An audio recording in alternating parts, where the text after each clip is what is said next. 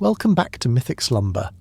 Tonight we journey to ancient Greece, where a child was born who would reshape the world. His name was Alexander, and he was a student, a dreamer, and one of history's greatest conquerors. Find your most comfortable position, and let us follow the footsteps of his destiny, from a palace in Macedon to the very edges of the known world. Let the story of his epic life, a sacred flame passed from father to son, gently guide you into deep restorative rest. If this journey through time brings you peace, a gentle light helps others discover this quiet sanctuary. Our journey tonight begins in a quiet corner of the ancient world, a land that would give birth to a legend that would echo through all of time. Let us drift back now across the centuries to the northern reaches of ancient Greece, to a rugged and beautiful kingdom where the great forest-clad mountains seem to touch the vast and open sky, and where the cool winds that swept down from their peaks whispered the old and secret stories of gods and of heroes. This was the kingdom of Macedon, a land of proud and hardy people, a world that was about to bestow upon history its most precious and most consequential gift. The year, as the scholars would later mark it, was 356 BCE. In the great royal palace of Pella, the bustling capital of Macedon, a child was born. The queen, a woman of a fierce and beautiful spirit named Olympias, gave birth to a son. They named him Alexander, and the ancient story tells that from the very first breath he took, the entire world seemed to hold its own breath in return, a deep and expectant silence falling over the land, as if it knew that a great and profound destiny had just been set in motion. This kingdom of Macedon was not like the refined and polished city-states that lay to the south. It was a wilder, more elemental place, a frontier kingdom where the deep rhythms of the earth still held a powerful sway. This was a land of warriors and of kings, a place where the noblemen were most at home on the backs of their powerful horses, riding across the vast and windswept plains. The common folk of this land were farmers and herders, their hands calloused by the hard work of the soil, and they spoke with a thick rustic accent that would cause the sophisticated citizens of Athens to wrinkle their noses in a quiet and gentle disdain. And yet, it was here, in this rugged and often scorned kingdom, that fate chose to plant its most rare and most precious seed. The father of this child and the architect of this powerful kingdom was Philip II, a man of brilliant and boundless ambition. He was a king who had inherited a throne that was weak and fractured, a kingdom that was beset by the constant threat of barbarian tribes from the untamed north, and that was looked upon with scorn by the proud and cultured Greeks to the south. But Philip was a man of a rare and powerful genius. Through years of patient and cunning diplomacy, and with a series of revolutionary and brilliant military tactics, he had taken this weak and divided land and had forged it, with his own two hands, into the single most powerful and most feared force in the entire Greek world. His greatest and most famous creation was the Macedonian phalanx. Let us imagine it now, this great and terrible and beautiful creation. It is a vast and living wall of men, 16 rows deep. Each man is protected by a small bronze shield, and each man holds a sarissa, a fearsome and impossibly long spear, its bronze tip sharp and gleaming in the sun. When the phalanx moves, it moves as a single, unstoppable organism, a great and bristling hedgehog of death, a solid wall of bronze-tipped spears that had never, in all its years, known the bitter taste of defeat. This was the beautiful and terrible machine that Philip had built, the instrument that had made his kingdom great. But Philip was more than just a brilliant and successful conqueror. He was a dreamer. His gaze looked out beyond the small and petty squabbles, the endless and exhausting rivalries of the Greek city-states, and he saw the vision of something far greater, something far more noble. He envisioned a single, united Greece, all the city-states standing together, their ancient enmities set aside to face their one true and ancient enemy. the vast and magnificent Persian Empire, a sprawling kingdom that stretched all the way from the shores of the Aegean Sea to the distant and snow-capped mountains of India. It was a magnificent and all-consuming dream, a dream of a great and final reckoning between the East and the West. And it was this dream that would become a sacred and burning flame, a legacy to be passed from the strong hands of the father to the waiting hands of the son. And so, in the quiet and sun-dappled gardens of the palace at Pella, the young Prince Alexander grew. He played among the ancient gnarled olive trees and the cool, clear and splashing fountains. But his games were never the simple and idle games of an ordinary child. While other children of the court played with their carved wooden horses and their simple toys, Alexander could be found lying on his stomach in the soft, cool grass, his gaze fixed with a strange and intense focus on the world of the very small. He would watch the endless, busy columns of the ants, and in their purposeful, disciplined movements, he did not see insects. He saw armies. He imagined their great and tiny battles, their long and patient marches, and in his own young and brilliant mind's eye, he saw the great and epic clash of civilizations. His mother, the Queen Olympias, was a woman of a fierce and formidable spirit, her intelligence as sharp as a blade, her pride as deep as the ancient sea. She was a woman who believed she was descended from the greatest and most legendary of all the Greek heroes, the swift-footed and godlike Achilles himself, the hero of the great Trojan War. And she filled her young son's mind and his dreams with the great and powerful stories of the gods and the heroes of old. Let us imagine her now, in the quiet of the evening, as the great fires in the palace hall cast long and dancing shadows on the stone walls. She holds the young Alexander in her arms, her voice a low and mesmerizing whisper in his ear. "Listen, my beautiful boy," she would say, her words a soft and powerful magic. "In your blood, the strength of the old heroes is sleeping. The blood of legends flows in your veins, and you are destined for a greatness that is larger than any single kingdom." She would tell him of Achilles, his ancestor, who could run as swift as the wind, and whose great and terrible rage could shake the very walls of the mighty city of Troy. She would tell him of Heracles, the son of Zeus, who was so strong he could lift the entire world upon his shoulders. "And you, my son," she would whisper as he drifted into sleep, "you carry their fire and their strength and their destiny in your own small and beating heart." And so, the young prince grew, his mind a fertile ground in which two powerful seeds had been planted. From his father, the seed of a great, practical and ambitious dream of a unified and conquering Greek world, and from his mother, the seed of a deep, mythic and personal destiny, a belief in his own heroic and almost divine nature. He was a child of both the real world and the world of legend, a prince who played with armies of ants and who dreamed the dreams of the gods. And this strange and powerful combination would one day set the entire world ablaze. The young Prince Alexander is growing in the palace of Pella, a child of two powerful and opposing currents. In his veins runs the fiery mythic blood of his mother Olympias, a legacy of heroic rage and divine destiny that whispers to him in his dreams, and in his mind the great, ambitious and practical dream of his father Philip has taken root, a vision of a unified Greece and the conquest of the vast Persian Empire. He is a boy who contains both the wildness of a legend and the sharp, focused ambition of a king. And his father Philip, a man of profound and practical genius, knows that this rare and precious and dangerous combination of qualities must be tempered and guided, that the boy's brilliant mind must be forged into an instrument of not just power, but of wisdom.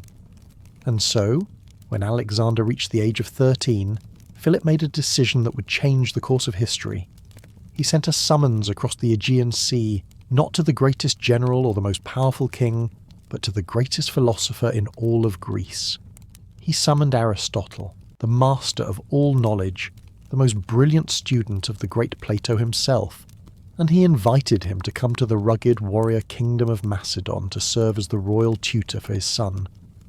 Let us imagine the arrival of this great thinker. He does not arrive with a great and splendid retinue of soldiers and of servants.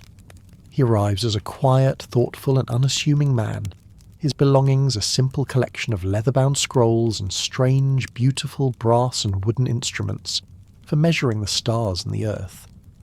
He is a man of a different world, a world of quiet contemplation, of deep thought, and of the patient, loving observation of the universe.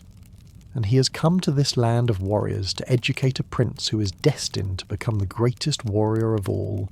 Philip knows that the formal and often chaotic environment of the royal court at Pella is not the right place for such an education, and so he grants Aristotle a school, a sanctuary of thought, in a quiet and beautiful grove near the small town of Mythic.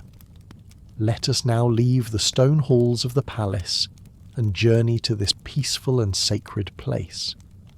We find ourselves in a shaded and idyllic grove, a natural temple dedicated to the nymphs, the gentle spirits of the natural world. The air here is cool and sweet, and the world is filled with the gentle, soothing and hypnotic sounds of flowing water from a nearby spring, and the soft, constant whisper of the wind rustling the leaves of the plane trees and the poplars above. Here, in this place of profound and natural peace, Aristotle establishes his school. There are no grand lecture halls, no hard and unforgiving benches. The lessons take place as gentle walks beneath the shade of the trees, or while seated on the soft, cool grass beside the babbling stream. It is here that the young Alexander, along with a small, hand-picked group of his companions, the sons of the great Macedonian nobles, came to learn the secrets of the world. These are the boys who would one day become his generals, his most trusted companions, men like Hephaestion and Ptolemy, and their deep and enduring bonds of friendship are being forged here in this quiet, sun-dappled grove. Aristotle's method of teaching is as gentle and as profound as the grove itself. He teaches them the great subjects of the Greek intellectual world, the pure and beautiful logic of mathematics, the healing and compassionate art of medicine, the vast and mysterious science of astronomy, and the deep and difficult questions of ethics, the study of how a good man should live his life. But more than any single subject, he teaches them not what to think, but how to think. Let us imagine ourselves sitting with them on a warm afternoon as the great philosopher speaks, his voice as calm and as steady as the flowing water beside them. Knowledge, Aristotle would say, his gaze moving from one young, eager face to the next, is not the mere possession of facts, like a child collecting interesting pebbles on a beach. True knowledge, true wisdom, is the understanding of connections. He teaches them to see the world not as a collection of separate and isolated things, but as a vast, intricate and beautiful web, a great and living tapestry in which every single thread touches every other thread. The wise man, he would continue, is the one who can see these hidden connections. He sees how the slow and silent movement of the stars in the night sky affects the great and powerful tides of the ocean. He sees how the character of a single king, his virtues and his flaws, can shape the destiny of an entire nation for 100 years. To understand these connections is to begin to understand the very mind of the universe itself. And Alexander, his young and brilliant mind a piece of parched and fertile earth, absorbs these lessons as if they were a cool and life-giving rain. He learns to see the world with new eyes, with the eyes of a philosopher, with the eyes of a scientist, with the eyes of a poet. He learns to look at a simple wildflower and to see in it the entire beautiful and logical system of botany. He learns to look at the heavens and to see not just a random scattering of light, but a great and beautiful cosmic clockwork, a universe of order and of reason. And he learns to read. He had always been a reader, but now, under the guidance of his great teacher, the stories he loves take on a new and deeper meaning. He reads the great plays of the Athenian tragedians, and he learns about the deep and often destructive passions of the human heart. And most of all, he reads his beloved Homer. The great and epic story of the Trojan War, the Iliad, becomes his constant and most treasured companion, a well-worn, leather-bound volume that will travel with him on all his great campaigns to the very ends of the earth. Aristotle teaches him to read this great poem not just as a story, but as a textbook. He learns to study the great battles as if they were real battle plans, to analyse the strategies of the heroes, their moments of brilliance, their fatal flaws. He walks with Achilles in his rage. He feels the noble sorrow of Hector. He learns from the cunning of Odysseus. The great heroes of the past are not just characters in a story to him. They are his other teachers, his silent mentors, and in his heart he begins to believe that he might one day walk in their magnificent and legendary footsteps. Under Aristotle's gentle and patient guidance, Alexander's world expands. He studies the great cities and the great empires of his time, not just as a prince, but as a political scientist. He learns of Athens, with its radical and brilliant experiment in democracy and its great tradition of philosophy. He learns of Sparta, with its austere and formidable warrior culture, its society built upon a foundation of iron discipline. He learns of Thebes, the proud and stubborn defender of Greek liberty, and he learns of the great and seemingly infinite Persian Empire that lies to the east, a civilization of unimaginable wealth and of great and ancient cities, but a kingdom that Aristotle teaches has grown soft and decadent with too much luxury and too much corruption. A kingdom, Aristotle would tell him, as they walk through the quiet and rustling leaves of the grove, is like a living body. It must have a strong heart, a just and powerful king to pump the lifeblood of order to all of its parts. It must have clear eyes, good intelligence and wise counsellors to see the dangers that are approaching. It must have strong and steady hands, a disciplined and loyal army to grasp opportunity when it comes.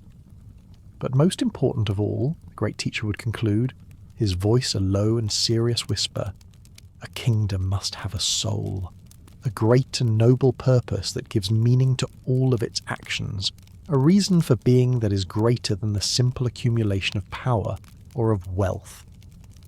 For 3 years, the quiet and beautiful grove at Mieza is Alexander's world. It is a time of profound and peaceful learning, a calm and quiet interlude between the heroic dreams of his childhood and the great and epic deeds of his manhood. It is here that the raw and powerful materials of his character, the ambition of his father, the mythic pride of his mother, are taken and are forged by the great and gentle master Aristotle into a mind that is as sharp, as balanced, and as brilliant as any the world has ever known. And then his formal education is complete. He leaves the quiet sanctuary of Mieza and returns to the world, to the court of his father, and to the life of a Macedonian prince. He is no longer a boy who dreams of heroes. He is now a young man who is ready to become one. He now has the mind of a philosopher, the soul of a poet, and the heart of the greatest and most legendary warrior of all time, Achilles himself. And he is ready and he is burning with the need to prove to his father and to the world and to himself that he is worthy of the great and epic destiny that has been prepared for him. The years of quiet and peaceful study in the sun-dappled grove of Mieza are now over. Alexander has returned from that idyllic sanctuary of thought to the world of men, to the court of his father, and to the great and demanding business of a growing empire. He is no longer a boy who dreams of heroes. He is a young man whose mind has been sharpened to a razor's edge by the greatest teacher in the world, and whose heart is now burning with the quiet, intense fire of a great and untested destiny. He has absorbed all the lessons that philosophy and that history can teach him, and now the time has come for him to be tested not in the world of ideas, but in the harsh and unforgiving crucible of battle. The great and powerful machine of his father's ambition continues its slow and inexorable work. King Philip's armies, those disciplined and invincible legions of Macedon, continue their march south, bringing one proud and independent Greek city-state after another under their powerful and dominating influence. The old world of a fractured and squabbling Greece is coming to an end, and the new age of Macedonian supremacy is dawning. But the old world will not die without a final defiant struggle. The great cities of Athens, the cradle of democracy, and of Thebes, the stubborn and proud defender of Greek liberty, decide to stand together to make one final, great, and heroic stand for their freedom. And so, in the late summer of the year 338 BCE, the two great armies gather on a quiet and dusty plain in the heart of Greece, near a small and unremarkable town called Cheronea. Let us imagine this place. It is a wide, open field, baked hard by the summer sun, a place that has known only the slow and peaceful rhythms of the farmer and the shepherd. But now it is to become the stage for a great and terrible and beautiful drama, a battle that will decide the fate of the entire Greek world. Let us feel the immense and heavy silence of the morning before the battle. The air is still and warm, and the only sound is the gentle hum of the cicadas in the dry grass. On one side of the plain, the combined forces of Athens and of Thebes are drawn up in their battle lines. These are not conscripts or mercenaries. They are free men, citizens who are fighting with a desperate and noble courage to defend their homelands, to protect the very idea of their own liberty. Their cause is just, and their hearts are brave. And on the other side of the plain, the great and beautiful and terrible army of Macedon stands in a state of perfect and disciplined readiness. At its heart is the great phalanx, the seemingly unbreakable wall of bronze and of ashwood, its thousands of long spear points glinting like a forest of deadly thorns in the rising morning sun. And on the right wing of this great army is the king's most trusted and most deadly weapon, the elite and magnificent companion cavalry. These are the finest and most noble horsemen in the entire world, and today, for the first time in a great and pitched battle, they are to be commanded by the king's own son. Imagine Alexander now. He is just 18 years old, a youth on the very threshold of manhood. But as he sits upon his great black war horse, Bucephalus, he is not a boy. He is a commander. He is burning with a fierce and silent need to prove himself, to show his father and his men and the entire world that the heroic blood of his mother's ancestors is not just a pretty story, but a living and powerful reality. We can imagine the quiet and final conversation between the father and the son before the battle begins. Philip, the old and brilliant master of war, giving his final quiet instructions, and Alexander listening with a focused and intense stillness, his heart a calm and steady drumbeat of anticipation. This is the moment for which his entire life, the stories of his mother, the lessons of his teacher, and the example of his father has prepared him. And then the battle begins. It is not a chaotic and messy brawl. The two great armies come together in what the ancient historians would later call a deadly dance. The Athenians and the Thebans fight with a courage that is born of a desperate love for their homes and their freedom. They push against the Macedonian line, and for a long and terrible time the battle hangs in a perfect and excruciating balance. But they cannot match the deep and almost supernatural discipline and the perfect, practiced coordination of King Philip's forces.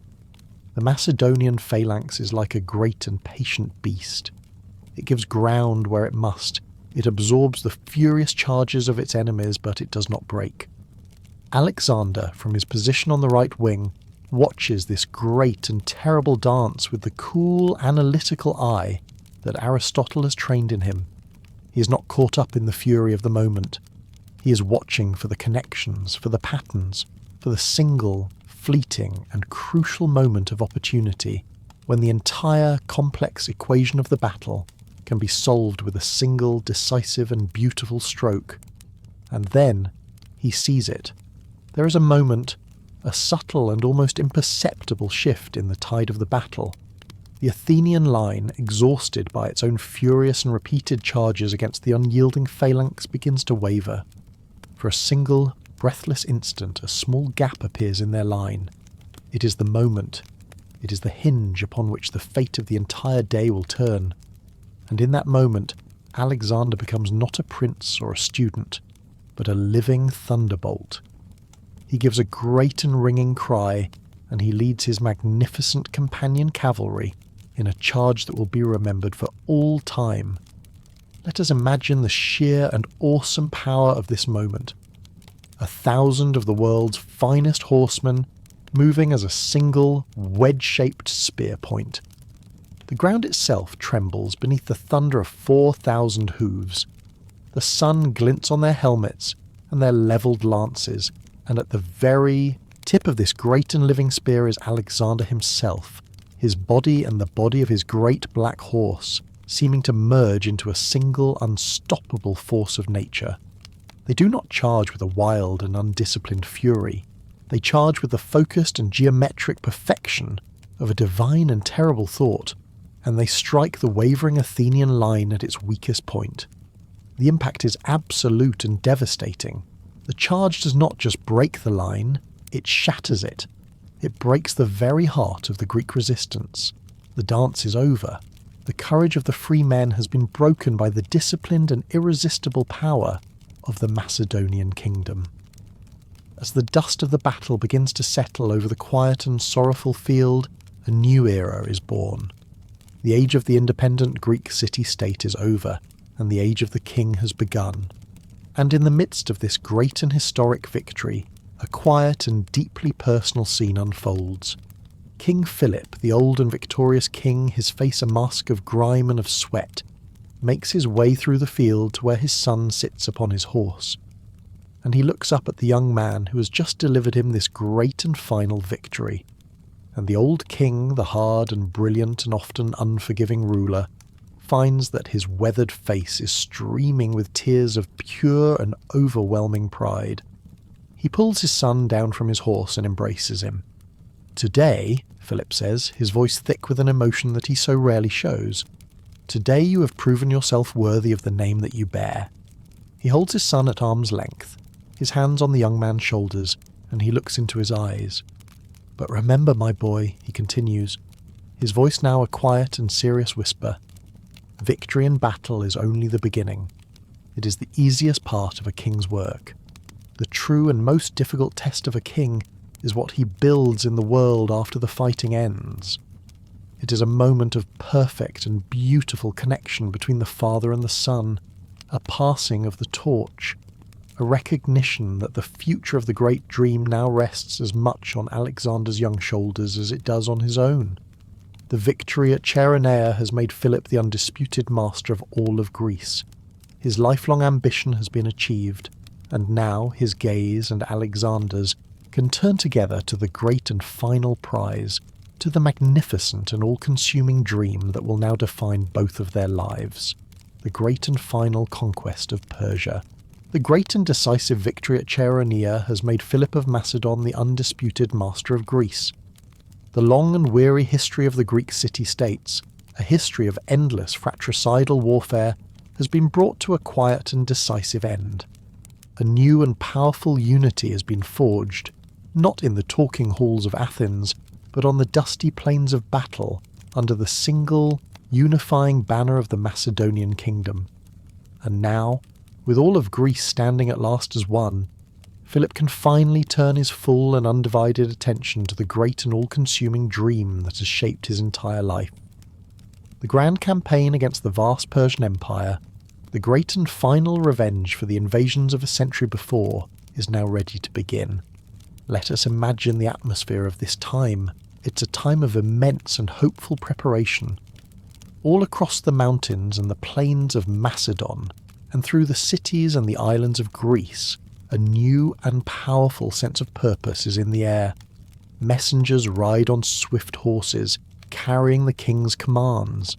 Blacksmiths work day and night, their hammers ringing out a steady and powerful rhythm as they forge the weapons and the armour for the greatest army the world has ever seen.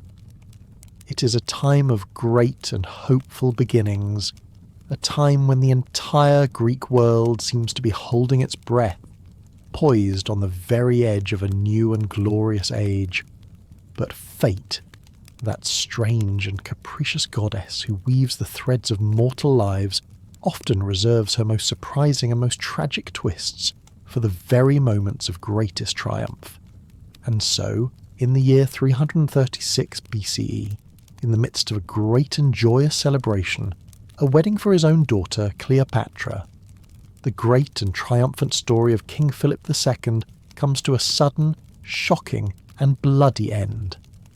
In the midst of the feasting and the music, as he walks in a grand procession, the great king is struck down not by a Persian arrow or in a great and glorious battle, but by the short, sharp and treacherous blade of one of his own bodyguards. Let us not see the bloody and confusing details of this moment. Let us instead feel the great and profound shock of it. Imagine the music stopping with a sudden and jarring silence. Imagine the joyous laughter of the crowd turning into a collective gasp of horror and of disbelief. In a single, unbelievable instant, the great king, the brilliant and invincible architect of the new age, is gone. The brightest light in the Greek world has been suddenly and violently extinguished, and in its place there is only a deep, cold, and terrifying darkness. The palace at once erupts into a state of pure and utter chaos. The great and powerful nobles of Macedon, who had been held together only by the sheer force of Philip's will, now begin to whisper in the shadowed corners, their minds already turning to the old and familiar game of civil war, the hard-won unity of the Greek cities, a unity that was built on both respect for and fear of the great king now, trembles on the very edge of a complete and total collapse.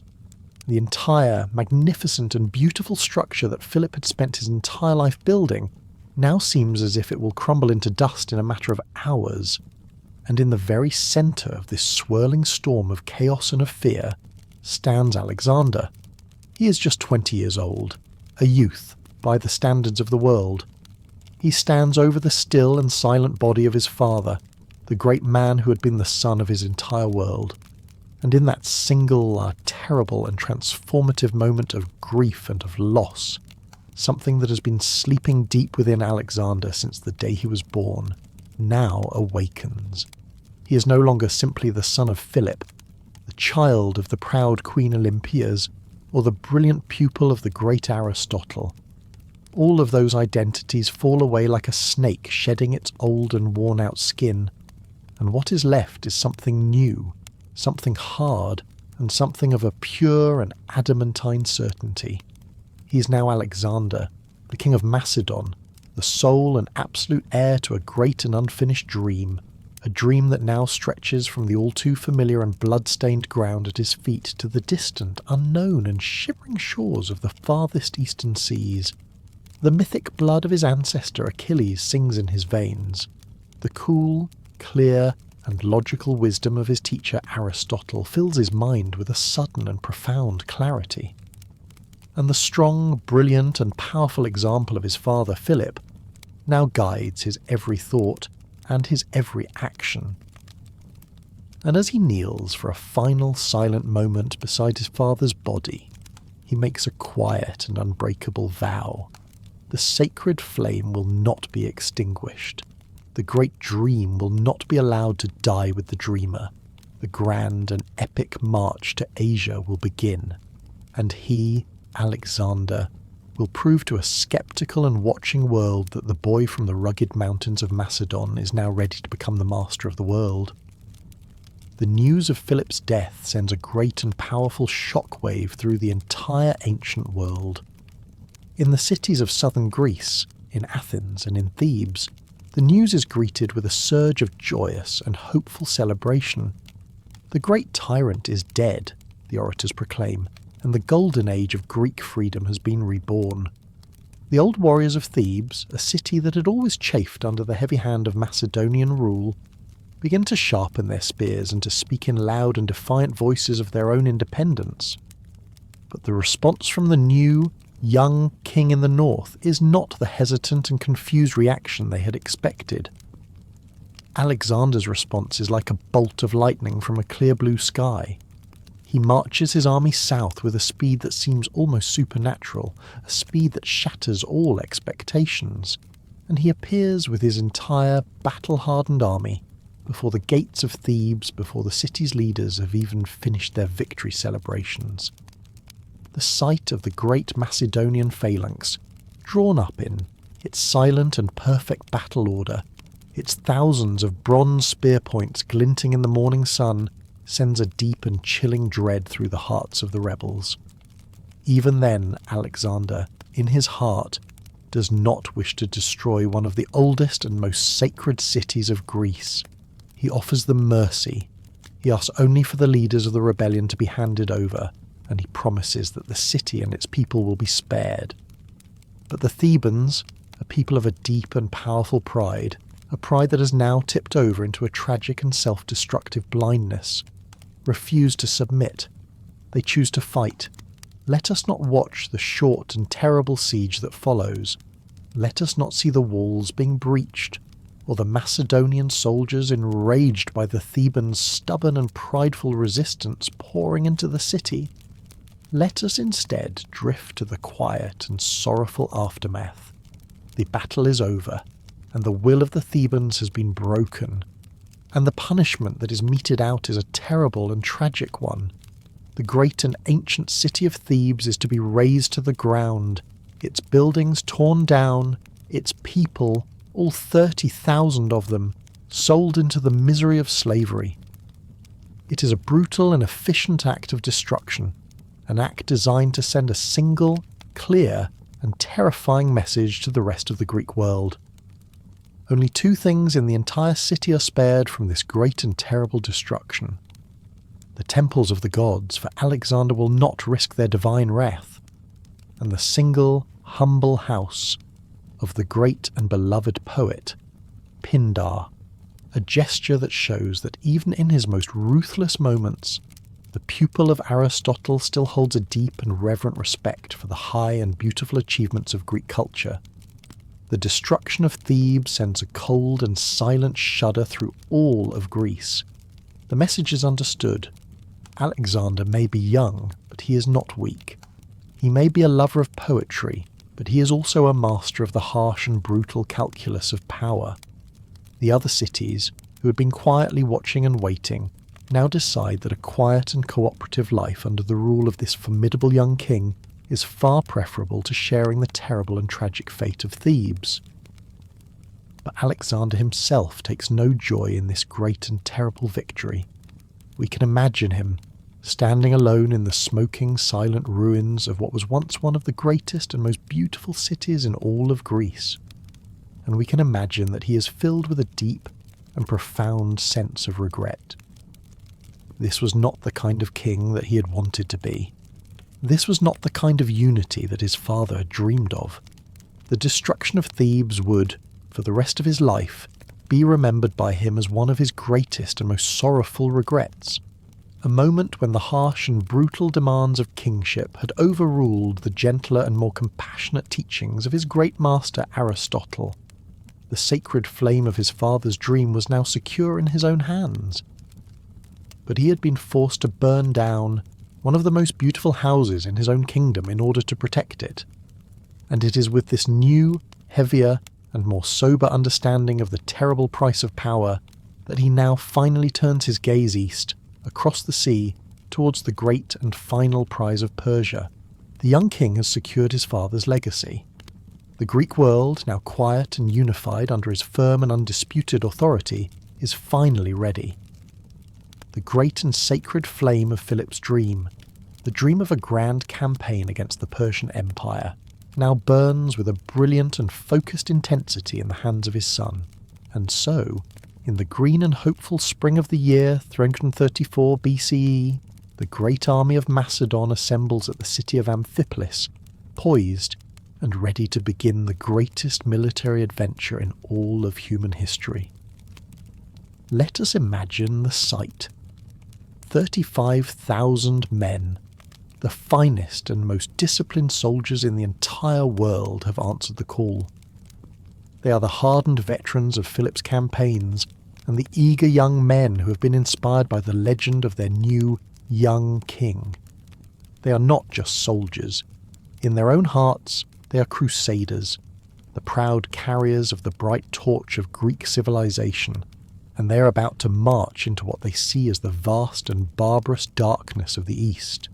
Their journey begins as they board the great fleet of ships that will carry them across the narrow, shimmering strait that separates Europe from Asia, the Hellespont.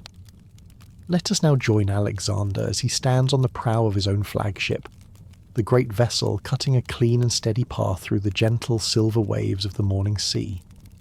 He's a young man of just 22 years, barely past boyhood by the measure of some, yet he carries upon his young shoulders the immense and heavy weight of the hopes and the dreams of the entire Greek world.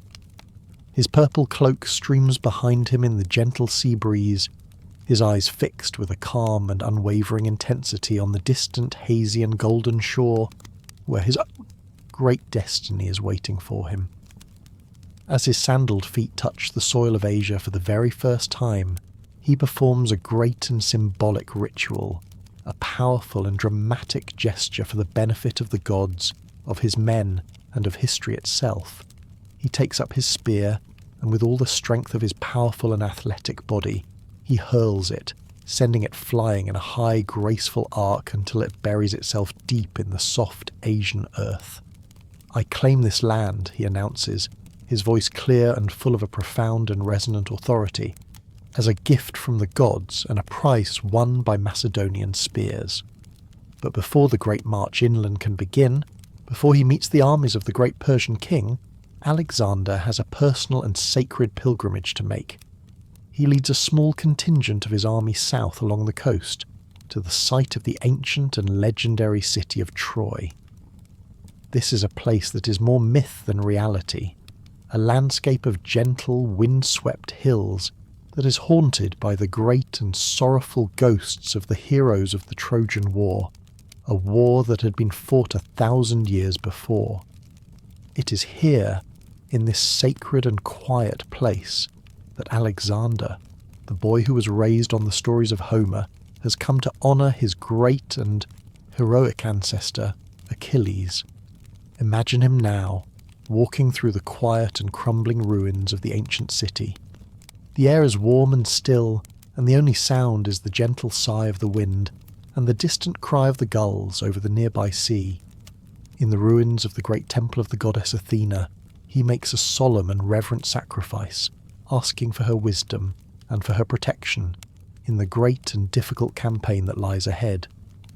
And then, in a gesture of the most profound and personal devotion, he removes his armour and his robes, and he runs, naked, around the great earthen tomb of Achilles, as was the ancient custom for athletes who were honouring a great and fallen hero.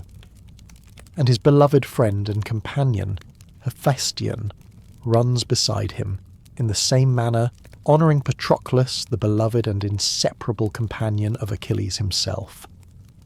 Standing before the hero's grave, his breath still coming in clouds in the cool air, Alexander speaks to his companions, his voice full of a quiet and thoughtful awe. "Here," he says, "lies the greatest warrior who ever lived." He reflects on the myth of Achilles, of how his mother had dipped him in the sacred river Styx to make him invulnerable, but had held him by the heel, leaving one small and mortal weakness. Perhaps, Alexander muses, the gods knew that even the greatest of all heroes must have some weakness, some small and gentle reminder that they are not truly divine. And from the priest of the ancient temple, he receives a final sacred gift. It is a shield, an ancient and beautiful object of bronze that is said to have belonged to Achilles himself. As he straps this ancient and sacred shield to his arm, he's not just a king, not just a general. He's now the living heir to a tradition of heroism that stretches all the way back to the very dawn of Greek civilization. With the blessing of the ancient heroes now secured, Alexander turns his army inland to face the first great test. the Persian satraps of the region have gathered their forces at the Granicus River, a swift-flowing stream with steep and treacherous banks, a strong and natural defensive position. When the Macedonian army arrives, Alexander's senior officers, practical and experienced men, urge him to be cautious. The river is swollen and fast, and to attempt a crossing in the face of the glittering and powerful Persian cavalry would be to risk everything. Wait, advises the old and wise General Parmenion, a man who had been his father's most trusted commander. This is no place to risk everything on a single throw of the dice. But Alexander, standing on the riverbank, his eyes fixed on the enemy, sees not danger, he sees opportunity. He sees an enemy that is too confident, too static, an enemy that is waiting for him to make a mistake. And so, he makes a decision that is born of a pure and sublime audacity. He will not wait. He will not seek another crossing. He will charge. Imagine the moment. Alexander, mounted on his great black stallion Bucephalus, is the very first to plunge into the cold and swirling water, leading his magnificent companion cavalry himself. The crossing is a scene of pure and terrible chaos. The horses struggle for footing on the rocky riverbed, the current threatens to sweep them away, and a great and deadly hail of Persian arrows whistles down from the opposite bank. But Alexander himself is like a calm and brilliant beacon in the heart of this swirling confusion, his voice ringing out, his spear flashing as he strikes down one enemy after another. As he reaches the far bank, he's immediately surrounded. The very tip of the Macedonian spearhead, a single man against a host. A Persian noble named Mithridates charges him, his own spear aimed to win immortal glory by striking down the young king. But his weapon shatters against the ancient and sacred shield of Achilles, and before the Persian can draw his sword, Alexander's own spear takes him in the chest, and he falls from his horse into the mud. But even as one enemy falls, another takes his place. A second nobleman, Reusaces, swings his heavy, curved sword with such force that it splits Alexander's helmet and draws blood from his scalp. For a single, terrifying moment, the great conqueror is stunned, and death reaches out its cold hand to claim him before his legend has even truly begun. But one of Alexander's bodyguards, a man named Cletus the Black, spurs his own horse forward, and with a great and desperate lunge, he drives his own spear through the Persian's back, just as the killing blow was about to fall. This single, heroic moment of combat turns the tide of the entire battle. With their leaders now dead, and with the rest of the magnificent Macedonian cavalry now pouring across the river, the Persian line, which had seemed so strong and so confident, begins to crumble. What was once a disciplined army now dissolves into a panicked mob. The battle is over. The Granicus River runs red with the blood of the Persian nobility, and the gateway to Asia is now wide open. The aftermath of the battle reveals the deep and complex character of the young king. The Persian dead are not desecrated, but are buried with the full military honours that are due to brave enemies. But the Greek mercenaries who had been fighting for the Persians, men who had betrayed their own people for the sake of gold, are sent back to Macedonia in chains to work in the mines as a punishment for their treason. "We are not here to destroy," Alexander tells his officers as they survey the quiet and sorrowful battlefield. "We are here to build something new, something greater than has ever existed before, and that cannot be accomplished by making every Persian our enemy. Some must be defeated, but others must be won over, convinced that our cause serves their interests as well as our own." It is with this vision, a vision that is as much about building as it is about conquering, that he now begins his long and legendary march into the very heart of Asia. The gates of Asia Minor have been thrown open by the brilliant and audacious victory at the Granicus River. For a year, the Macedonian army moves through the coastal lands, a great, disciplined and unstoppable river of bronze and of iron. City after city opens its gates, some in fear, others in hopeful celebration, welcoming this young and charismatic king from the west who speaks of a liberation and of a new and united world. But all of this, the easy victories and the peaceful submissions, is but a prelude. For in the deep and ancient heartland of his empire, the great king of Persia, Darius III, is no longer content to let his satraps and his generals fight his battles for him. The time has come for the king of the east and the self-proclaimed king of the west to meet, face to face. Let us imagine the great and vast mobilization that takes place across the Persian Empire. From every corner of that immense and varied domain, the summons of the great king goes out. From the vast windswept plains beyond the Oxus River, the fierce and bearded Scythian horsemen ride forth. From the hot and dusty lands of the Indus Valley, great and magnificent war elephants, their tusks sheathed in bronze, begin their long and patient march. And from the heart of Mesopotamia, the elite and legendary royal guard, the 10,000 soldiers known as the Immortals, don their golden armour and prepare to defend their king. It is the greatest army the world has ever seen, a magnificent and terrifying host said to number some 600,000 men, all gathered under the single golden banner of Persia. And as this great and glittering army moves west, Alexander, with his small and travel-worn force, marches east. He leads his men up and over the great snow-capped barrier of the Taurus Mountains, and they descend onto the narrow coastal plain of Issus, a place where the mountains press in so close to the sea that they leave only a small and constricted space for a battle to be fought. It is here that the two worlds will collide. The great king Darius, in his eagerness to crush this young and insolent invader, has chosen a battlefield that negates his own greatest advantage, his overwhelming superiority in numbers. Let us feel the heavy and expectant atmosphere of the night before the great and decisive battle. Alexander does not rest alone in his royal tent surrounded by his guards. He walks through the camp of his soldiers, a quiet and familiar figure in the flickering firelight. These are the men who have followed him from the green and familiar hills of their homeland to this distant and foreign shore, trusting in his leadership and believing in his vision of a great and glorious destiny. He shares their simple meals, he listens to their quiet fears, and he speaks to them not as a king, but as a brother.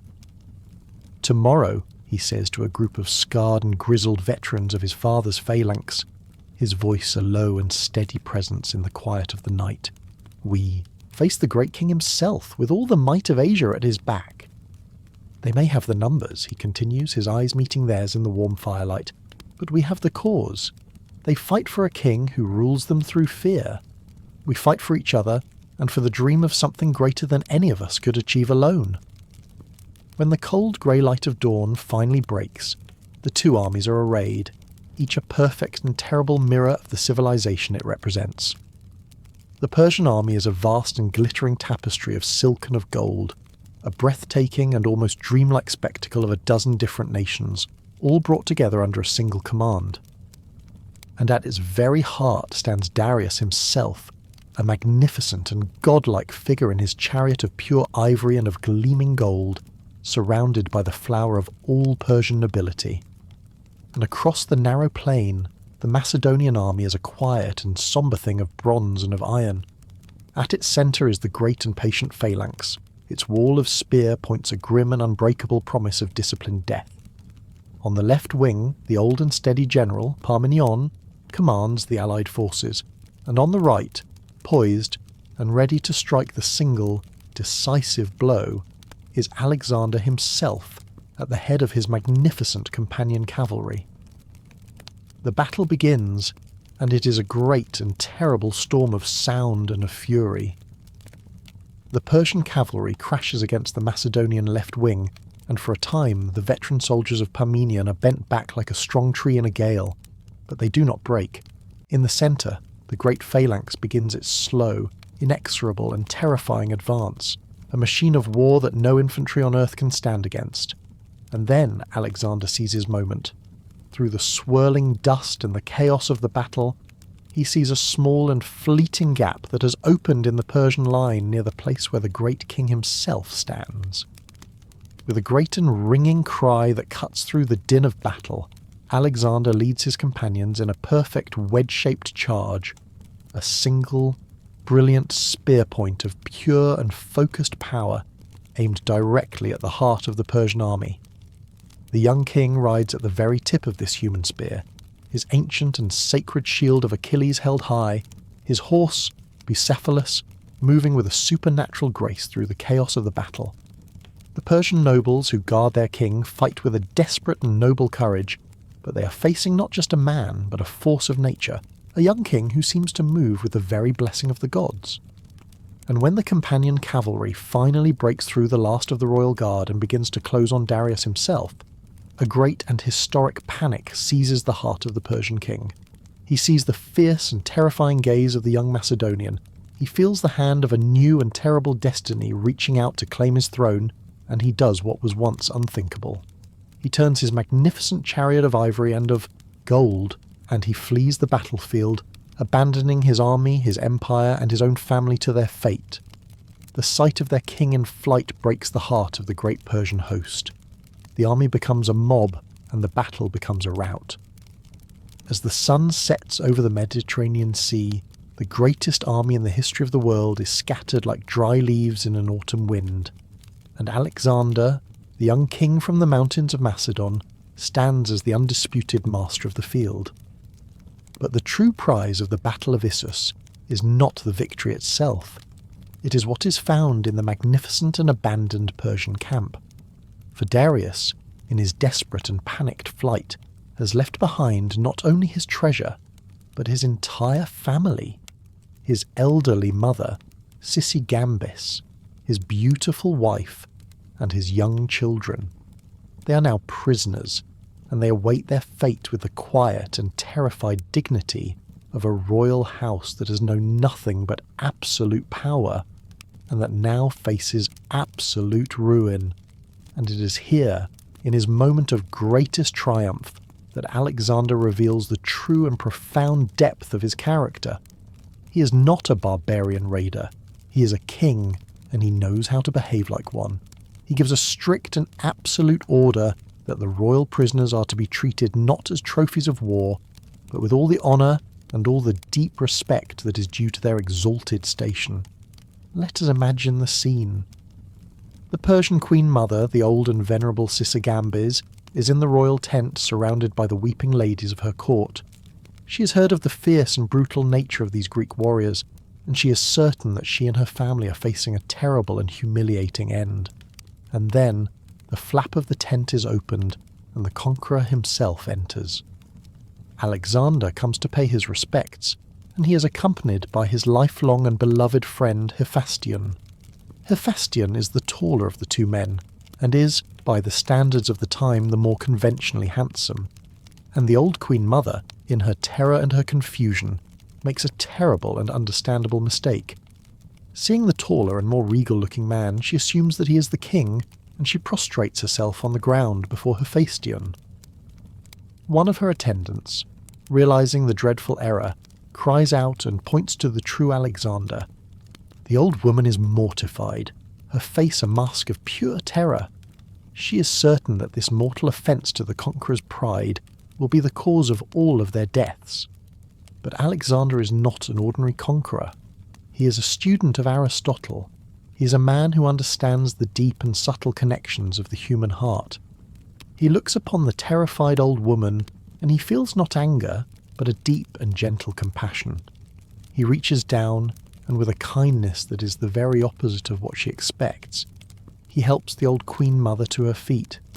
He smiles a gentle and reassuring smile, and he speaks the words that will do more to win him the hearts of the Persian people than any battle ever could. "You are not wrong, mother," he says, his voice soft, his use of the respectful title a profound and healing balm. For he too is Alexander. This simple and beautiful act of grace, this gentle and kingly kindness, is a revelation. It is a sign that this young man from the west is not the barbarian that they feared. He is a man of a different and a greater spirit. The news of his magnanimous and respectful treatment of the royal family spreads throughout the entire Persian Empire, and it begins to change the very nature of the war. Many of the people of the East, who had been prepared to fight to the death against a foreign invader, now begin to wonder if perhaps a life under the rule of this strange and compassionate young king might be preferable to a life under their own, distant, and now defeated ruler. Alexander's journey is one of many great epics from the ancient Greek world. If there is another hero, be it the cunning Odysseus or the mighty Heracles, whose story you would like to follow into slumber, feel free to leave a gentle suggestion in the comments. Your chosen hero often becomes the star of our next great odyssey.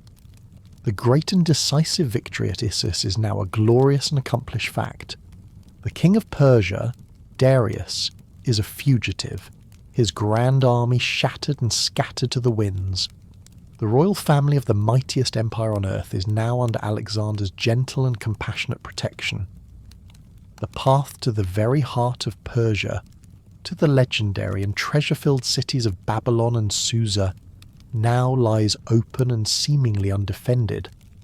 A lesser general, a man driven by a simpler and more direct ambition, would have seized this opportunity, marching his victorious army straight into the enemy's heartland to deliver the final, killing blow.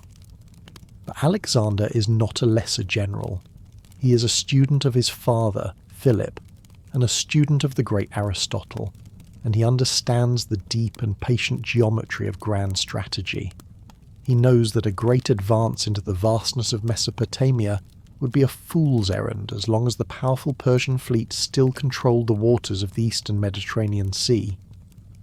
To march east while leaving his western flank, his long and vital line of communication back to Greece and to Macedon, exposed to the enemy, would be to invite disaster.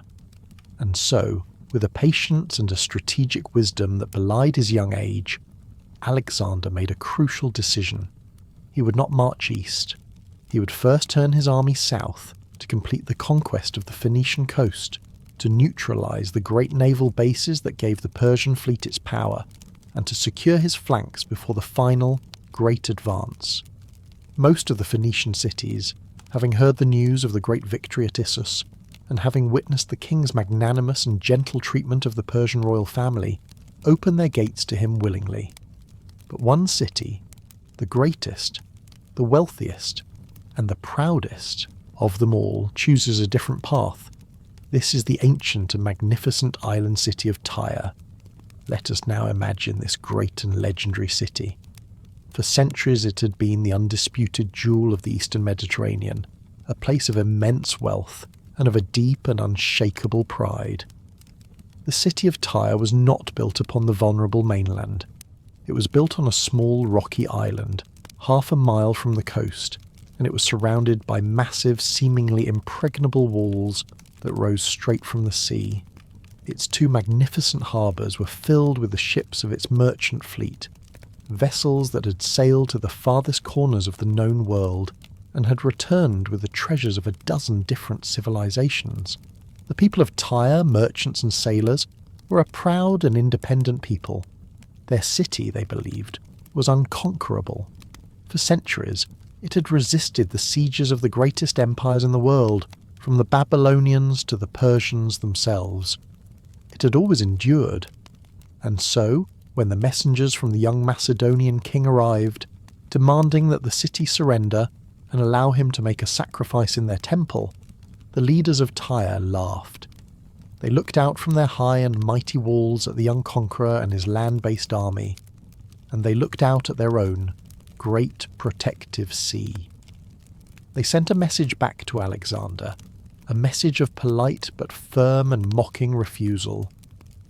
Let the young king and his army wear themselves out against walls that they could never hope to breach, they thought.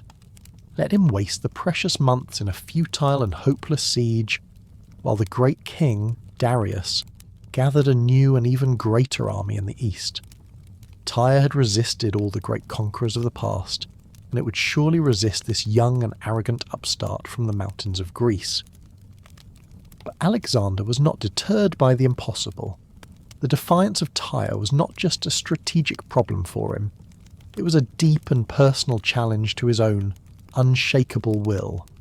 He stood on the shore, looking across the half-mile of deep and swirling water at the proud and mocking city, and he made a decision of such stunning and almost insane audacity that it would become one of the great legends of military history. If Tyre was protected by the sea, he declared, then he would simply remove the sea's protection. He would build a great solid bridge of earth and of stone, a causeway, a mole that would stretch across the water and connect the island to the mainland. He would turn the island of Tyre into a peninsula, and he would march his great and terrible siege engines right up to its walls. And so, the greatest and most difficult engineering project of the ancient world began. Imagine the slow, patient, and monumental labour. The great and ancient forests of Lebanon were felled for their timber. The stone of the old mainland part of Tyre was dismantled and used for rubble, and a great and endless column of Macedonian soldiers, their warrior's pride now turned to the humble, back-breaking work of a labourer, began to cast this material into the sea. The work was slow, arduous, and hypnotic in its rhythm. The sound of 1,000 axes, the groaning of the great wooden carts, the constant soft and heavy splash of earth and of stone as it was tipped into the water. Day after day, week after week, the great causeway began to creep its way out from the shore, a great stone finger pointing at the heart of the proud and defiant city. But the people of Tyre did not watch this impossible project with idle hands. Their powerful fleet, which commanded the sea, began a campaign of constant and harassing attacks. Their warships would sail in close to the mole, their archers and their catapults raining down a constant and deadly fire on the unprotected Macedonian workers. They launched fire ships, old vessels packed with combustible materials, against the wooden siege towers that Alexander had built to protect his men. The work was a grinding and terrible test of patience and of will, a long and bloody conversation between the defiant pride of the city and the unshakable determination of the young king. The siege dragged on for 7 long and difficult months, and as the city's situation grew more desperate, the defenders of Tyre resorted to increasingly savage and cruel tactics. They began to torture the Macedonian prisoners they captured, murdering them on the top of the high city walls, in full and agonizing view of their comrades who were working below. It was a terrible and foolish miscalculation, an act of cruelty that sealed the city's fate. Alexander, watching these atrocities from the shore, felt his own heart harden. He made a quiet and terrible vow. According to the ancient and unforgiving laws of war, a city that refused an honourable surrender and that resorted to such barbarous acts had forfeited any and all claim to mercy. When the walls of Tyre finally fell, there would be no quarter given. Finally, after 7 long months of this grinding and relentless labour, the great causeway was complete. Alexander's great and terrible siege engines, the most advanced and most destructive in the entire world, could now be brought to bear directly against the city's massive walls. The final assault was a concentrated and terrible expression of 7 months of pent-up frustration and of righteous anger. Let us not see the final, bloody moments of the street-to-street fighting. Let us instead feel the great and tragic sorrow of the aftermath. The city that had for so long been the beautiful and unconquerable jewel of the sea was now a smoking and devastated ruin, its power broken forever. 8,000 of its citizens had died in the final terrible fighting, and the 30,000 who had survived were now sold into the misery of slavery. It was a terrible and tragic end to a proud and beautiful story. But from the smoking ashes of the city of Tyre, a new and powerful legend was born. It was the legend of Alexander's own, unshakable and almost supernatural will. He had done what no king, no emperor, no conqueror before him had ever been able to do. He had conquered the unconquerable. The great and sorrowful lesson of Tyre echoed throughout the entire ancient world. No wall was high enough, no sea was wide enough to protect those who chose to stand in the way of this young and formidable king. No obstacle was too great for his will to overcome, and with the Phoenician coast now finally secured, Alexander, his army and his will now turned south towards the ancient, mysterious, and waiting land of the Pharaohs, the kingdom of Egypt. The great and terrible siege of Tyre is over. The city that had once been the proud and unconquerable jewel of the sea is now a smoking and silent ruin, a grim and powerful testament to the unshakable will of the young Macedonian king. With the Phoenician coast now secure and the power of the Persian fleet broken, Alexander turns his army and his attention to the south. He begins the long march towards the oldest, most mysterious and most sacred of all the ancient lands, the kingdom of Egypt. Let us imagine the slow and steady march of the Macedonian army. They leave the sorrowful ruins of Tyre behind, and they move south, their path a slow and dusty ribbon that hugs the coastline of the Great Sea. The air grows warmer, drier. The landscape begins to change, the green and fertile lands of Phoenicia giving way to the pale sandy soil of the desert frontier. This is a journey into a different world, a world of an immense and almost unimaginable antiquity. The ancient land of the pharaohs had been suffering under the heavy and unwelcome hand of Persian rule for many generations, and its people had longed for a saviour. The ancient and powerful priests of the great temples at Memphis and at Thebes, men who studied the slow and patient turning of the stars and the deep secret currents of destiny, had long prophesied the coming of a great liberator from the west, a golden-haired king who would drive out the Persian oppressors and restore the ancient glory of their kingdom. And so, as Alexander and his army cross the border into Egypt, they are not met with swords and with spears, they are met with celebration. The Persian satrap who governs Egypt, a wise and practical man, knows that resistance is futile. His own army had been shattered at the great battle of Issus, and the Persian fleet that might have saved him had been scattered by the fall of Tyre, and so he makes a simple and logical choice. He opens the gates of the great city of Memphis, and he surrenders the richest and most ancient province of the entire Persian Empire without a single drop of blood being shed. Alexander enters Egypt not as a foreign conqueror, but as a long-awaited and prophesied liberator, welcomed by vast and joyful crowds who see in this handsome, charismatic young king the living fulfillment of their most ancient and sacred prophecies. And in the ancient capital city of Memphis, a place that was already old when the city of Troy was just a small, hilltop fortress, Alexander performs the sacred and ancient rituals that will make him the legitimate ruler of this land in the eyes of both the gods and the people. Let us imagine this solemn and beautiful ceremony. In the cool, shadowy and incense-filled halls of the great temple of Ptah, the ancient creator god, Alexander, is crowned. The high priest places upon his head the magnificent double crown of Upper and Lower Egypt, the Shent, the very same crown that had been worn by the great pharaohs, by Ramses and by Thutmose for 3,000 years. In that moment he becomes not just a Macedonian king ruling over foreign subjects, he becomes a pharaoh in the full and sacred sense of the word, the living heir to a tradition of divine kingship that stretched all the way back to the very dawn of human civilization.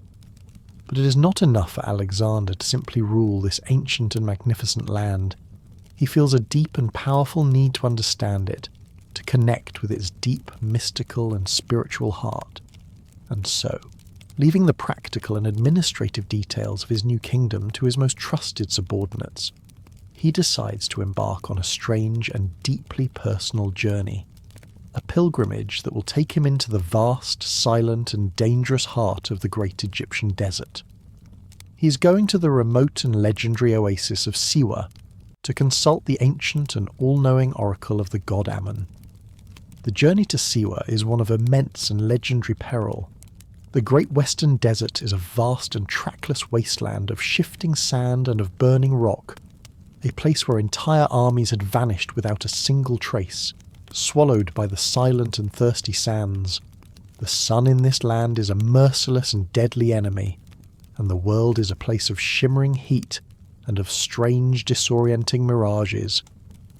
But Alexander is driven by a need that goes far beyond simple curiosity or political necessity. He has come to believe, in the quiet and secret chambers of his own heart, that his incredible and unbroken string of successes, his impossible victories against overwhelming odds, his strange and almost supernatural luck in battle, cannot be the product of mortal effort alone. He feels the hand of a greater power upon him, and he has come to this ancient and sacred oracle to ask the most profound and fundamental questions of his own existence. Was he truly the son of the mortal King Philip? Or had some great and powerful god touched his mother, Olympias, on the night of his conception? Was his destiny merely to conquer the Persian Empire, or did the gods have some even greater and more magnificent purpose in mind for him? Let us now join him on this silent and meditative journey. Imagine the small, hand-picked group of his closest companions as they travel for days through the vast, empty and hypnotic landscape of the desert. The only sound is the soft, shuffling whisper of their feet in the sand and the gentle sigh of the wind. The world is a canvas of the most simple and beautiful colours, the pale, endless gold of the sand dunes, and the deep, cloudless and infinite blue of the sky above. It is a journey that strips away all that is unnecessary, that leaves the soul bare and open to the great and silent voice of the wilderness. And then, after many long and difficult days, a miracle appears on the horizon, a smudge of deep and impossible green in the midst of the endless pale gold. It is the oasis of Siwa.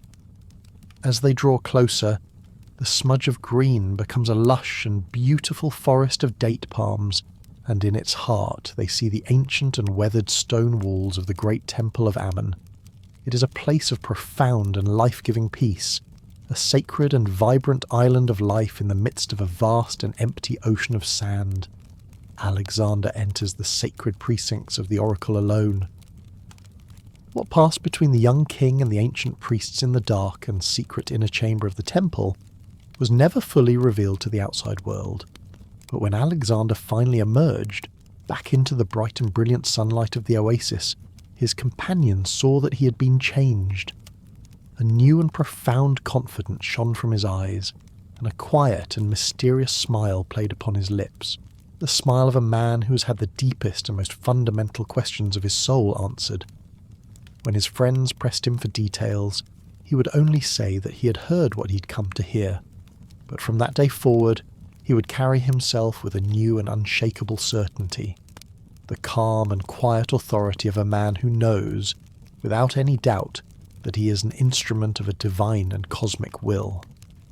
And the priests of Ammon, for their part, now proclaimed to the world that the oracle had recognized Alexander as the true and living son of Zeus Ammon, a god in human form who had been sent to restore the balance of the world. The young king who had entered the desert as a mortal conqueror now emerged as something more, something greater, a figure who had been touched by divinity itself.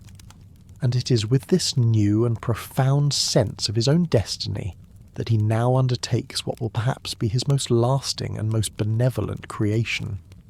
Returning from the desert to the shores of the Mediterranean, he finds a place at the western mouth of the great river Nile, a place where a small and sheltered harbour offers a perfect and strategic location. And here he decides to found a new city, a city that will bear his own name, and that will be his greatest gift to the world. Let us imagine him now, standing on the empty sandy shore, the gentle waves of the Mediterranean lapping at his feet. But in his mind's eye he is not seeing an empty beach. He is seeing the great and magnificent city of Alexandria as if it already exists. He sees a great and powerful lighthouse, its beacon a brilliant and welcoming star that will guide the ships of the entire world safely to this harbour.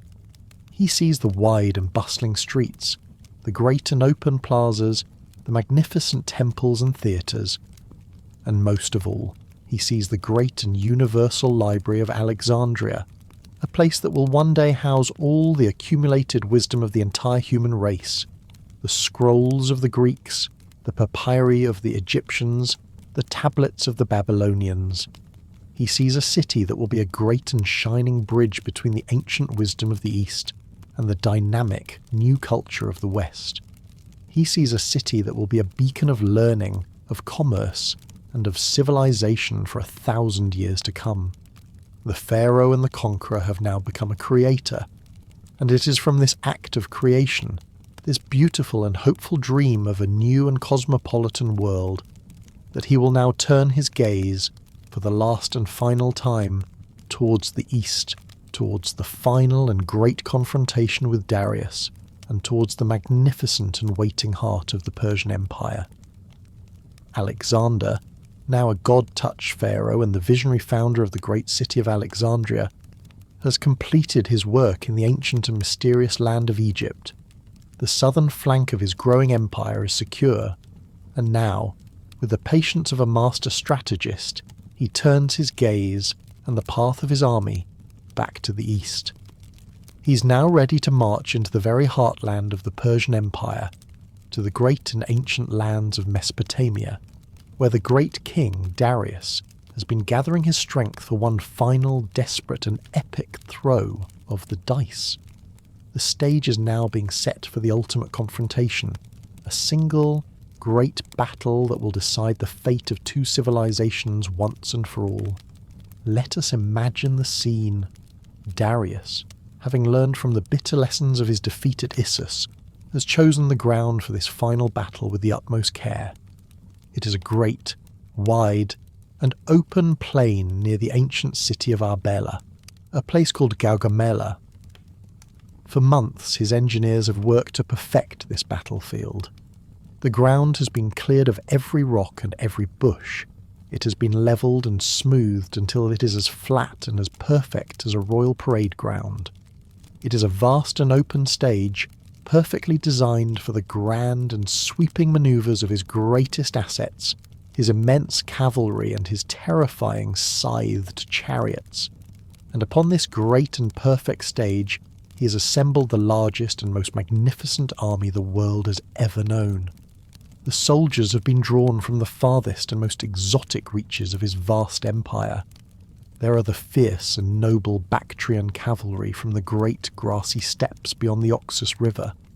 There are the mighty war elephants from the mysterious and misty lands of India, each one a living fortress carrying a tower of archers on its back. And from the ancient workshops of Babylon have come the deadly scythed chariots, wheeled engines of destruction, designed to slice through any infantry formation. And at the very heart of this magnificent and terrible host are the 10,000 royal guardsmen, the legendary immortals, their armour glittering with inlay of pure gold and of silver. It is said that 1,000,000 men have answered their king's call, a vast and beautiful and terrifying carpet of humanity that is woven from the many proud and ancient nations of the East. And descending from the foothills onto this great plain, Alexander's army seems almost pitifully small in comparison. He has just 47,000 men, their armour dusty and worn from their long and arduous march through the mountains of Media. These are men who are tired, who are far from their homes, who are about to face an enemy that outnumbers them by more than 10 to 1. But these are also the men who have followed their king from the shores of Greece to the banks of the Tigris, and in all those long and difficult years, they have never, ever known defeat.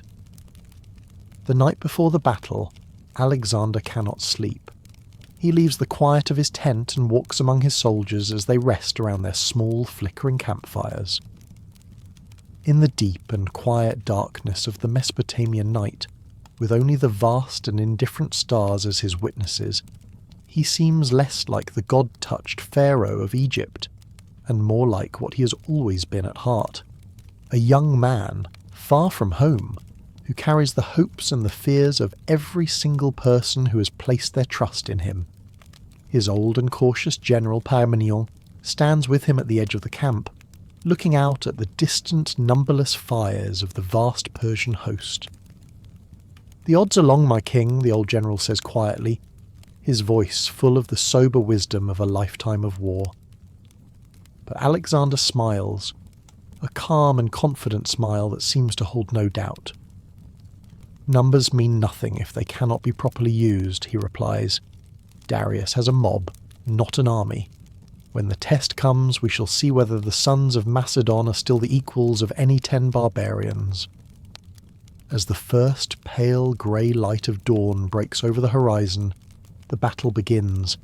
It starts with a magnificent and terrifying spectacle, a sound like the thunder of a coming earthquake, as the Persian scythed chariots begin their charge across the plain. But the Macedonian phalanx is ready. The disciplined infantrymen open great lanes in their formation, and the terrible wheeled engines of destruction pass harmlessly through, their drivers picked off by a storm of javelins from the flanks. And then the two great armies meet, and the plain of Gaugamela becomes a vast and chaotic sea of sound and of fury. But in the heart of this storm, Alexander is a point of absolute and perfect calm. He is watching, he is waiting, he is reading the battle as a master musician reads a complex and beautiful score.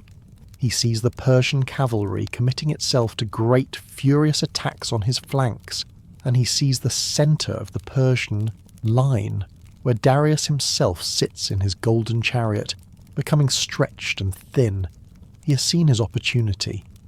With a great and ringing cry that cuts through the din of battle like a blade, Alexander leads his personal guard, his magnificent companion cavalry, in the single, decisive charge that will determine the fate of the world. They strike the Persian line like a thunderbolt from Zeus himself, a perfect and irresistible wedge of pure and focused power. The Persian nobles who guard their king fight with a brave and desperate courage, but they are facing a force of nature, a young man who seems to be the very god of war made flesh. And Darius, the great king, the king of kings, the master of the world, sees this living thunderbolt coming directly for him, and his courage fails.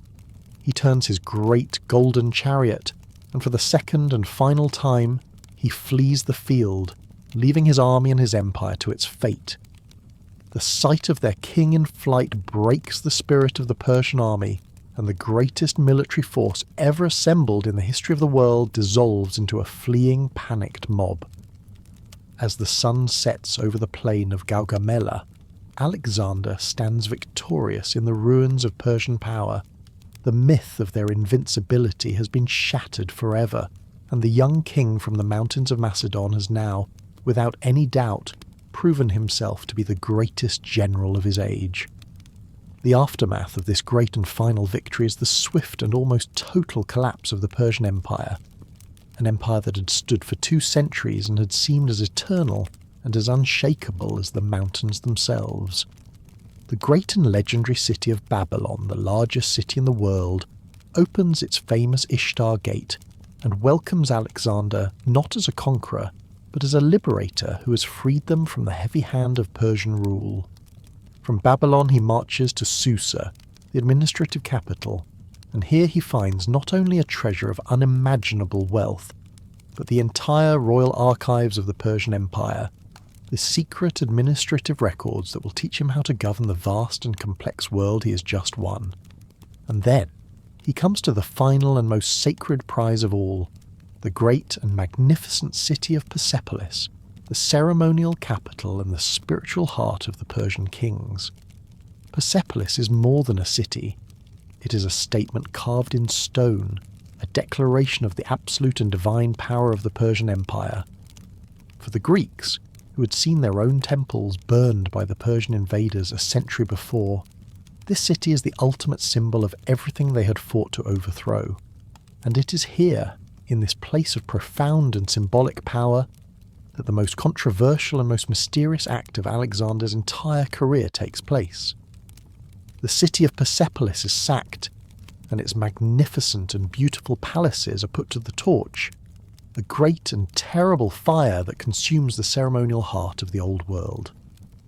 Was it a deliberate act of policy, a final and symbolic revenge for the burning of Athens?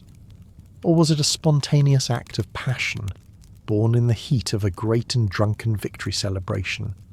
The historians do not agree. But whatever the cause, the effect is absolute. The burning of Persepolis is the great and magnificent funeral pyre of the old Persian Empire, and from its smoking, beautiful and tragic ashes, a new and unprecedented world, an empire of Alexander's own making, is now ready to be born. The great ceremonial heart of the Persian Empire now lies in smoking ruins. The magnificent palaces of Persepolis have been consumed by a great and symbolic fire, a funeral pyre for an age that is now over. Alexander, the young king from the mountains of Macedon, is the undisputed master of the greatest empire the world has ever known. He has achieved, in 4 short years, what no one before him had ever even dared to attempt. But the great dream that drives him, the sacred and burning flame that was passed to him from his father, is not yet satisfied. For the man who was once the great king, Darius III, is still alive, a fugitive in the vast and wild eastern provinces of his own now shattered empire. And beyond the ruins of Persepolis lies a world that few Greeks have ever even imagined, a vast and mysterious expanse of towering mountains, of scorching deserts, and of deep, winding rivers, a world where the very names of the kingdoms are like soft and distant whispers carried on the wind. Let us now join Alexander and his weary but victorious army as they begin the next and most difficult chapter of their great and epic journey. They leave the ashes of Persepolis behind, and they march east in pursuit of the fallen king. This is a new kind of journey. They are no longer marching into the heart of a great and organised empire. They are marching off the edge of their own known world, into a landscape where the authority of any king has always been more of a hopeful theory than a practical reality. This is a land of fierce and independent mountain chieftains, a land of nomadic tribes who follow the ancient and patient rhythms of migration and of war. The pursuit of Darius leads them deep into the desert wastes of the province of Bactria, and it is here, in this vast, empty and lonely landscape, that the long and tragic story of the last Persian king comes to its own, sad and ignoble end. The great king, stripped of his armies and of his authority, has been betrayed by his own followers. Bessus, the satrap of Bactria and a cousin to the king, in a moment of cold and pragmatic calculation, has decided that Darius alive is a liability, a magnet that will continue to draw the unstoppable Macedonian army ever deeper into the east. And so, when Alexander's advance guard finally catches up to the royal party, they find the body of Darius lying by the side of a dusty, forgotten road, his royal robe stained with the blood of the spears of his own men. Imagine Alexander as he dismounts from his horse and stands in the hot desert wind, looking down at the still and silent form of the man who had been his great and ultimate rival. He feels not a sense of savage triumph, but a deep and profound mixture of satisfaction and of regret. The great enemy is finally gone, but the manner of his death, this quiet and shabby betrayal in the lonely desert, robs the moment of all its glory. Alexander gently covers the body of the fallen king with his own magnificent purple cloak. He orders that Darius be buried with all the honours that are due to a great king, his body to be carried back to Persepolis and laid to rest in the royal tombs with all of his magnificent ancestors. It is a gesture of immense and kingly grace, a sign to the people of the East that he has come not merely to destroy their world, but to become a legitimate and respectful part of it. But the death of Darius does not end the war. It only begins a new and far more difficult phase of the campaign.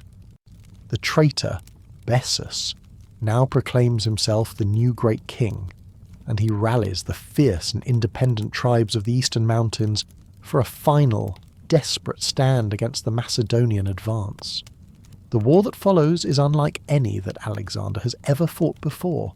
There are no great and pitched battles between two disciplined armies on an open plain. Instead, it is a war of shadows, a long and grinding campaign of guerrilla warfare in high and treacherous mountain passes, of difficult and costly sieges of seemingly impregnable mountain fortresses, and of a constant wearying attrition of men and of supplies in a vast and hostile territory.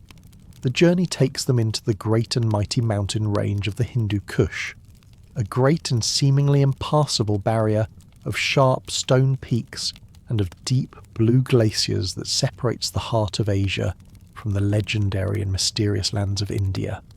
Here, the army struggles through high passes that exist above the clouds themselves. The air is so thin and so cold that men gasp for breath with every single, painful step, and the bitter, freezing wind claims more lives than any human enemy. But Alexander, his will as hard and as unyielding as the frozen rock around him, drives his men forward. "We are writing our names in the book of the gods," he tells his exhausted and suffering officers. "Every step we take carries us farther from the familiar world and closer to immortality. When men in the future speak of what mortals can achieve, they will measure themselves against what we have done in these high and silent mountains. The culmination of this long and difficult war in the east comes at a place called the Sogdian Rock. Let us imagine this incredible and impossible place. It is a single, massive pinnacle of stone that rises straight up from the flat desert floor, a great and stony finger pointing at the sky, and on its high and flattened top, a local chieftain named Oxyates has built what he believes to be a completely impregnable fortress. Its walls are carved from the living rock, and its sheer vertical cliffs would challenge even a mountain eagle. When Alexander and his army arrive at the base of this great rock and demand its surrender, the chieftain and his warriors laugh from their lofty and seemingly untouchable perch. "Send for birds, Macedonian," Oxyates calls down, his voice echoing in the clear desert air, "for only creatures with wings will ever reach this place." But Alexander has not come this far to be defeated by a piece of geography. He calls for volunteers from amongst his most experienced and most fearless mountain fighters, and he offers magnificent rewards to any man who can find a way to scale the impossible cliff. And so, in the deep and freezing cold of the winter night, these brave and remarkable men begin their ascent. They move like human spiders up the sheer rock face, using iron tent pegs as climbing spikes, their weapons strapped to their backs, finding tiny and almost invisible handholds and footholds in the dark. When the first pale light of dawn breaks the next morning, Oxyates, in his high and supposedly safe fortress, looks up, and his laughter turns to a gasp of pure and utter amazement. For there, on the very peaks above his own fortress, he sees the impossible. He sees a small group of Macedonian soldiers, their banners snapping in the high, thin morning wind. The birds that he had mockingly summoned have arrived. The impregnable rock has been conquered, not by a great army, but by the sheer, indomitable, and almost supernatural will of a few brave men. The fortress surrenders without any further resistance. Among the captives who are taken at the Sogdian Rock is the daughter of the chieftain, a young Bactrian princess named Roxane. She is a woman, the historians say, whose breathtaking beauty is matched only by her fierce and noble pride.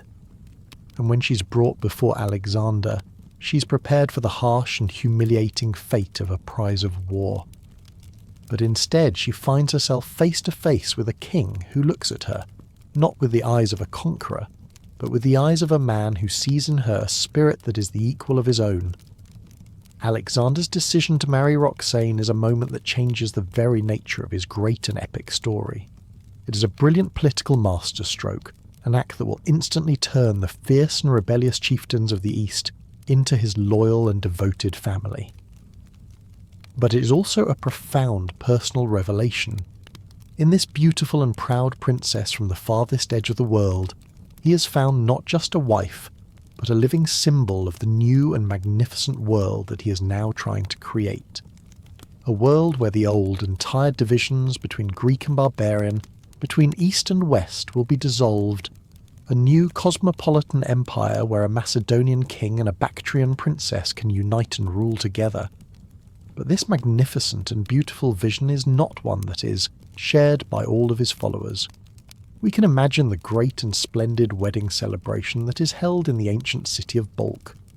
On one side of the great hall sit the Persian nobles and the Eastern chieftains, who have now submitted to Alexander's rule, watching with a quiet and uncomfortable confusion as their new king participates in ceremonies that are foreign to their own. And on the other side sit the old and veteran Macedonian and Greek officers, the men who have been with Alexander since the very beginning. And they watch, with a barely concealed and bitter distaste, as their king, their brother in arms, seems to be turning his back on his own people, on his own traditions, and is becoming something strange, something alien, something Eastern. The great and beautiful marriage that is meant to be a bridge between two worlds has also, tragically, become a deep and growing chasm between the king and his own most loyal and most trusted men. The great war for Persia is over. The magnificent empire of the Achaemenid kings has fallen, and its ceremonial heart at Persepolis has been returned to ash and to memory. But for Alexander, the world is still a vast and unfinished map, and his own great and restless journey is far from complete. He has chased his destiny beyond the great mountains of the Hindu Kush. He has found a bride in the wild and beautiful princess of Bactria, and now his gaze turns to the last and most mysterious of all lands, a place that exists in the Greek imagination more as a myth than as a reality, the legendary and fabled kingdom of India. In the spring of the year 326 BCE, the Macedonian army crosses the mighty Indus River, a great and powerful waterway whose scale dwarfs any river they have ever seen before. They have entered a new world, a world of exotic wonders and of unimaginable wealth. The local rulers, like the Raja of Taxila, greet them not with swords but with gifts that stagger the imagination. Great and magnificent war elephants, their tusks sheathed in bronze, and treasures of a kind they have never before witnessed. But not all the kings of this new land are so willing to submit. Beyond the next great river, the Hydaspes, the proud and powerful King Porus is waiting, not to surrender, but to fight like a king. The battle that follows is unlike any that Alexander has ever fought. The Indian army is a strange and beautiful and terrifying sight, its battle line anchored by the massive living fortresses of the war elephants. But Alexander, through a brilliant and daring night maneuver, crosses the swollen river and engages the great king. The battle is a masterpiece of tactical genius, and in the end, the proud King Porus, wounded but still defiant, is captured. And when Alexander asks his noble enemy how he wishes to be treated, Porus gives the simple and magnificent reply, as befits a king. Alexander, recognizing a spirit that is the equal of his own, not only restores Porus to his throne, but adds new territories to his kingdom. But this great and noble victory is to be his last. The terrible monsoon rains have begun, turning the entire world into a vast and miserable swamp where diseases that are unknown to Greek medicine begin to claim more lives than any battle. The army itself, the great and invincible army that has followed him for 8 long years and for thousands upon thousands of miles, is beginning to break. They are no longer the young and eager soldiers who had crossed into Asia with dreams of glory in their eyes. They are old and weary veterans, their bodies scarred by 100 battles, their souls exhausted by a homesickness that has become a constant and gnawing ache. The crisis comes at the banks of another great Indian river, the Hyphasis. Here, the army, in a single, collective, and quiet voice, simply refuses to go any farther. It is not a violent or a bloody mutiny. It is a simple and profound statement of human limitation. They have reached the edge of their own endurance. They will follow him no farther. For 3 long and silent days, Alexander remains alone in his tent. His grief and his disappointment a palpable and heavy presence. And when he finally emerges, he looks upon the faces of his men and he understands. He delivers the most moving speech of his career, a speech not of anger, but of a deep and sorrowful love and understanding. He acknowledges their immense sacrifices, and with the grace of a true king, he accepts their decision. The great eastward conquest is over. The long and difficult journey home is about to begin. That journey home becomes the final and most tragic chapter of his story. His own spirit seems to have been wounded by the refusal of his men, and a new and dangerous recklessness enters his soul. In a campaign against the fierce Malian tribe, he, in a moment of what seems like madness, grabs a ladder and scales the wall of their citadel, leaping down into the enemy fortress all alone. He is struck by an arrow that pierces his lung, a terrible and almost fatal wound. His soldiers, in a desperate and furious rage, fight their way to his side and save him. But for weeks the great conqueror lies on the very edge of death, his life hanging by the most slender of threads. He survives, but the journey home continues to test him and his men in new and terrible ways. He splits his army, and he himself chooses to lead a force through the vast and deadly Gedrosian desert, a trackless wasteland of burning rock and of shifting sand. The march becomes one of the most harrowing episodes in all of military history. Men die of thirst and of exhaustion under a merciless and unforgiving sun. But Alexander shares every hardship with his men, and in a single, legendary moment, when a patrol finds a small amount of precious water and brings it to him in a helmet, he takes it, and in full view of his thirsty army he slowly pours it out onto the sand. If there is not enough for everyone, he says, then there is not enough for me. It is a gesture of such profound and simple leadership that it binds the hearts of the survivors to him forever. When he finally returns to the heart of his empire in Persia, it is to find a world that is beginning to unravel. The satraps he had appointed have grown corrupt and rebellious, and the deep and growing tensions between his own Macedonian veterans and his new cosmopolitan vision of a fused Greek and Persian empire finally explode. The mass wedding at Susa, where he forces his officers to marry Persian noblewomen, is met with bitter resentment. And at the city of Opis, when he tries to integrate Persian soldiers into his army, his own beloved Macedonian veterans openly mutiny. But the greatest and most terrible blow is yet to come. In the city of Ecbatana, his dearest and most beloved friend, the man who had been closer to him than any brother, Hephaestion, falls ill with a fever that no physician can cure. Alexander maintains a desperate vigil by his friend's bedside for 7 days, but it is no use. When Hephaestion finally dies, Alexander's grief is a terrible and all-consuming thing. The great king who had conquered the world is brought to his knees by the one loss that all of his victories could not prevent. In losing Hephaestion, he has lost the last, true connection to the young and hopeful man he had once been. And so, we come to the final quiet scene of this great and epic life.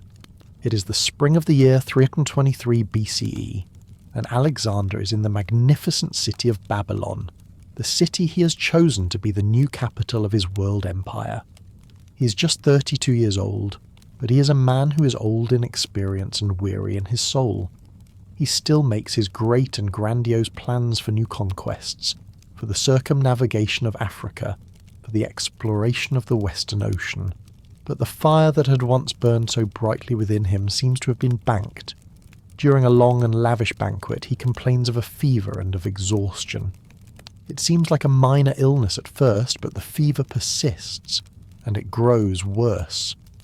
The conqueror of the world, the man who had survived 100 battles and 1,000 hardships, now finds himself confined to his bed, his great and legendary strength slowly draining away.